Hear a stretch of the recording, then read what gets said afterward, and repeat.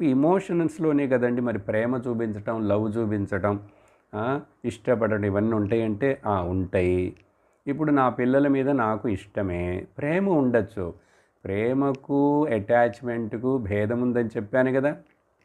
అప్పుడు నిజంగా నేను వాళ్ళని పెంచాలి, పెద్దవాళ్ళని చేయాలి, వాళ్ళకి మంచి చదువులు ఇప్పించాలి. ఇవన్నీ చేస్తాను. నేను నా డ్యూటీని చేస్తాను.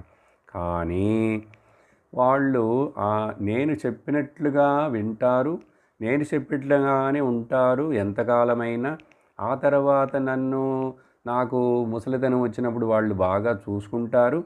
ఆ తర్వాత లేకపోతే నన్ను అన్ని ఇతర దేశాలకు, తీర్థయాత్రలకు నా పిల్లలు తీసుకెళతారు అని చెప్పి తీసుకెళ్తే మంచిదే.